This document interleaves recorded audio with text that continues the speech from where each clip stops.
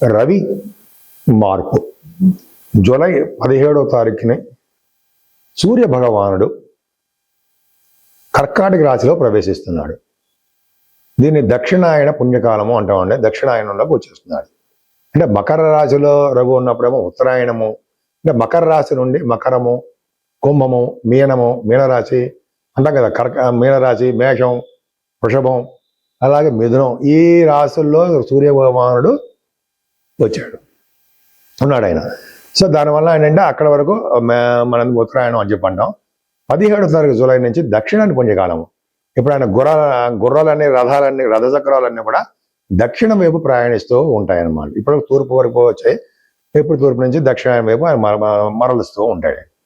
So ఇలా చేయడం వలన ఈ సూర్య భగవానుడు కర్కాటక రాశిలో ప్రవేశించడం వలన 12 రాశుల వారికి ఎలా ఉండబోతుందో తెలుసుకుందాం. సింహరాశి వారికి మీ రాష్ట్రాధిపతి 12వ భావంలోకి వెళ్ళిపోయాడు. మంచిదంటారా? 12వ భావంలో ఉన్నటువంటి రవి మంచిది కాదండి. అసలు ఆయన మంచి యోగాన్ని ఇవ్వడు. అంటే యాక్చువల్గా ధనాన్ని బాగా ఖర్చు పెట్టేసిస్తూ ఉంటాడు ఆయన.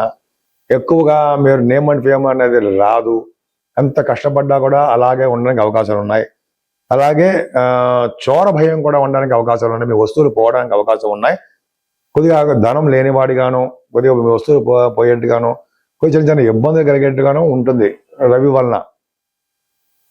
అంతేకాకుండా మీకు ఎక్కువగా ఈ రవి గురుల కాంబినేషన్ వలన సన్మానాలు జరగడము, విదేశం వెళ్ళడానికి ప్రాప్తి. రవి 12వ భావం అంటే విదేశాలు కలిగిస్తూ ఉంటాడు.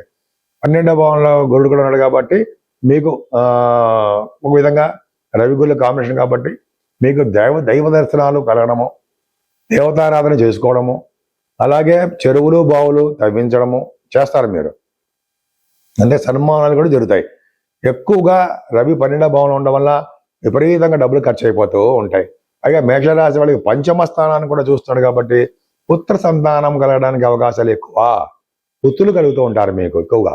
పుత్రుల వలన ధనప్రాప్తి ఉంటుంది. మీ పుత్రుల వలన మీకు యోగవంతంగా ఉంటుంది. మంచి పొజిషన్స్ లో వాళ్ళు ఉంటారు.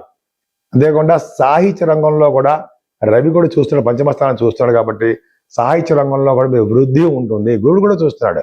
సాహిత్య రంగంలోనూ కళారంగంలోనూ అంటే సంగీత సాహిత్య నృత్య కళాకారులు కూడా మీకు చాలా బాగుంటుందండి. సాహిత్య రంగంలో మీకు డెవలప్మెంట్స్ ఉంటాయి.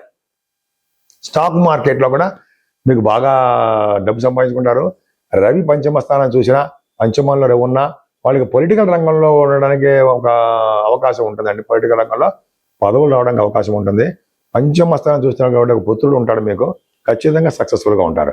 అంటే 12వ భావంలో రవి మీకు అంత యోగవంతం కాదు అని చెప్పచ్చు. ఖర్చులు అధికంగా ఉండి ఎక్కువగా దైవ దర్శనాలు చేసుకుంటూ ఉంటారు. ఇప్పుడు మనం 12 రాశుల వారికి సూర్య భగవానుడు మనకి తెలుసుకుంటున్నాం కాబట్టి ఆయనకి ఎలా చేస్తే బాగుంటుంది, మనకి తగ్గట్టుగానే మనం లిమిటెడ్ మనీతోటే మన ఇంటి దగ్గర మనం చేసుకునే కార్యక్రమాలు ఏముంటాయో తెలుసుకుందాం. అంటే మనం 12 రాశుల వారు సూర్య భగవానుడు కొద్దో గొప్ప మంచి చేస్తారు తప్ప చెడు చేయడు. చాలా మందికి మాత్రం విదేశ పర్యటనలు మాత్రం కలిగిస్తూ ఉంటాడు. అక్కడ ప్రాబ్లమ్స్ లేకుండా, విదేశాల్లో ప్రాబ్లమ్స్ లేకుండా ఉండాలి అంటే విద్య రీత్యా వెళ్ళే వాళ్ళకి, ఉద్యోగ రీత్యా వెళ్ళే వాళ్ళకి, వివాహం అయిపోయిన తర్వాత కూడా వెళ్ళేవారు కూడా, చాలా షూటింగ్లు రీత్యా వెళ్ళేవారు కూడా విదేశాలు వెళ్తూ ఉంటారు. అదే ఇక్కడ కార్యక్రమాలు ఇక్కడ కూడా ఉంటూ ఉంటారు. సో సూర్య భగవాన్ని ఏ విధంగా చేసుకుంటే మనం ఇవన్నీ కార్యక్రమాలు బయటపడతా ఉంటాయి. ముఖ్యంగా కర్కాటక రాశిలోకి 17వ తారీఖునే సూర్య భగవానుడు దక్షిణాయన పుణ్యకాలం వచ్చేస్తోంది. సూర్య భగవానుడు మారుతున్నాడు. అంటే మిథున రాశిలోంచి కర్కాటక రాశిలోకి మారడనే దక్షిణాయన పుణ్యకాలము. కర్కాటక రాశిలో వచ్చేస్తాడు ఆయన. అంటే ఆయన రథాన్ని దక్షిణం వైపు మరలుస్తాడు. ఆయన దక్షిణం వైపు ప్రయాణం చేస్తారు. అంటే పగలు తక్కువగాను, రాత్రి ఎక్కువగాను ఉంటుంది. అసలు ఇప్పుడు చేయవలసిన కార్యక్రమాలు ఏంటి?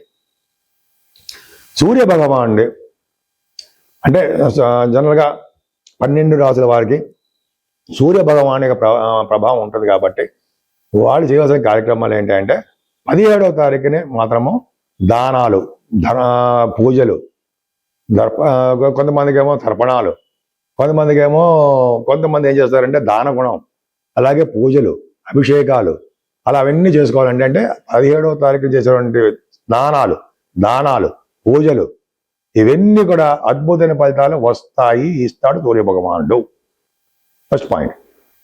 రెండో పాయింట్ ఏంటంటే సూర్య భగవాన్ని కలువ పువ్వులతో పూజించడం వలన, ఎర్రని పుష్పాలతో పూజించడం వలన, అలాగే ఓం శ్రీం హ్రీం HREM హ్రీం సూర్యాయ నమః అనే మంత్రం, మూల మంత్రాన్ని జపించడం వలన, ఈ మూల మంత్రంతో సూర్య భగవాన్ అర్ఘ్యం ఇవ్వడం వలన, అలాగే ఆదిత్య హృదయం, సూర్య భగవాన్ ఇప్పుడు కూడా ఆదిత్య హృదయం చదివితే వాళ్ళు సంతోషంగా ఉంటారు, సూర్య భగవాన్ సంతోషిస్తాడు.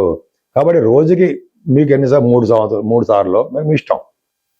సూర్య భగవాన్ ఆదిత్య హృదయం కంపల్సరిగా చేసుకోవాల్సిందే. సూర్య భగవానికి ఎర్రని పుష్పాలన్నా, ఎర్రని అక్షంతలన్నా, ఎర్రని వస్త్రాలన్నా ఇష్టం. ఆ రోజున అంటే 17వ తారీఖుని ఒక సద్బ్రాహ్మణుడికి ఎర్రని వస్త్రాలతోటి ఒక పండు, ఏదైనా పండ్లు, మామిడి పళ్ళు వస్తే మామిడి పళ్ళు, ఏదైనా వస్తాయి పళ్ళు, అలాగే వస్త్రాలతోటి, ఎర్రని వస్త్రంతో కట్టుకుని మంచి పంచులారు. ఇలాగే దక్షిణతో పాటు స్వయం భాగంతో పాటు దానం ఇవ్వడం వలన సకల శుభాలు కలుగుతాయి. ఫారిన్ కంట్రీస్లోని వాళ్ళకి, ఫారిన్ కంట్రీస్ వెళ్ళేవారికి, ఉన్నవారికి ఎటువంటి ప్రాబ్లమ్స్ లేకుండా వివాహాలు అవుతూ, భార్యాభర్తలు కలిసి ఉంటూ, అలాగే ఉద్యోగాలు వస్తూ, సంతానం కలుగుతూ, సూర్య భగవానుడు వలన ఎన్నో రకాలైన ఉపయోగాలు ఉన్నాయి. అవన్నీ కలిగిస్తూ ఉంటాడు సూర్య భగవానుడు. సూర్య భగవానుడు నమస్కార ప్రియుడు. నమస్కారం చేయడం వల్ల కూడా ఆయన సంతోషిస్తూ ఉంటాడు. ఆరోగ్య ప్రదాత, ఆయన అష్టమాధిపతి అయినా కూడా ఆరోగ్య ప్రదాత. సూర్య భగవాన్ని కొలవడం వల్ల ఆరోగ్యము, ఐశ్వర్యము సిద్ధిస్తుంది అని శాస్త్రం కూడా చెప్తుంది. గురువుగారు అనేక సార్లు చెప్తుంటారు మనకి. సో మనం నిద్ర లేవగానే సూర్య భగవాన్ అరచేతులు చేసి సూర్య భగవాన్ దండం పెట్టుకోవడం వలన సకల శుభాలు కలుగుతాయి. మన పూజాది కార్యక్రమాల్లో కూడా ఎర్రని పుష్పాలతోటి ఈ నెల్లాళ్ళు కూడా సూర్య భగవాన్ పూజించడం వలన సకల శుభాలు కలుగుతాయి. 12 రాజుల వారు కూడా ముఖ్యంగా చేయవలసిన పూజలు, కార్యక్రమాలు ఇవే. ఎంత చేసుకుంటే సూర్య భగవానికి అంత మేలు జరిగి భార్యాభర్తలు కలిసి ఉండడమే కాకుండా శుభకార్యాలు, అనేక విషయాలు, మంచి మంచి విషయాలు మనకి అవడంతో అవే కలిసి వస్తూ ఉంటాయని చెప్పేసి అంటాయనలో సందేహం లేదు.